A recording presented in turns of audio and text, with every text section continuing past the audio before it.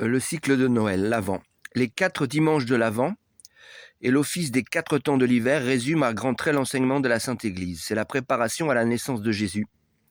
Les prophètes annoncent le Messie. Saint Paul nous exhorte à nous réveiller du sommeil. Saint Jean-Baptiste crie dans le désert. Préparez les voies au Seigneur. L'ange annonce à la Vierge que le Rédempteur naîtra d'elle. Enfin, voici l'avertissement pressant du second avènement à la fin des temps. La venue du Christ comme juge, pour donner aux justes leur récompense et aux coupables un châtiment éternel.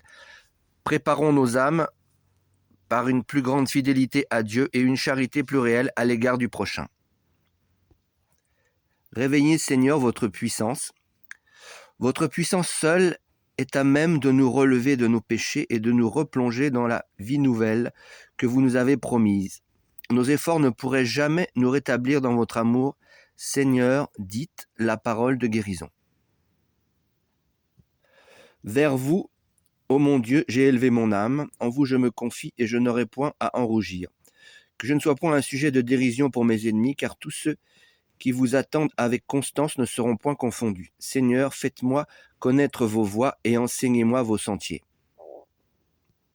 Gloire au Père et au Fils et au Saint-Esprit, comme il était au commencement, et maintenant, et toujours, et dans les siècles des siècles, ainsi soit-il. Réveillez, Seigneur, votre puissance, et venez afin que nous méritions d'être arrachés par votre protection aux imminents périls où nos péchés nous engagent, et d'en être sauvés par votre force libératrice. Vous qui, étant Dieu, vivez et régnez pour des siècles, des siècles. Les chrétiens sont des êtres de lumière, ils doivent renoncer aux œuvres des ténèbres et de la nuit. Vivons déjà comme ceux qui sont dans la lumière éternelle. La nuit, c'est l'heure des excès. Le jour, c'est la vie du Christ en nous. Le Christ prédit ici son deuxième avènement, désirant nous trouver prêts au moment de sa venue. Il nous annonce les mots qui doivent accompagner la vieillesse du monde, Saint Grégoire.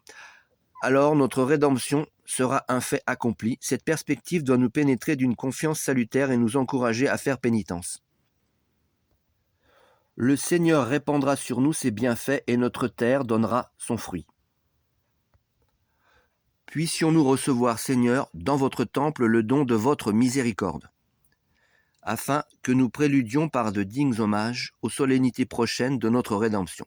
Par Jésus-Christ, notre Seigneur. Ainsi soit-il.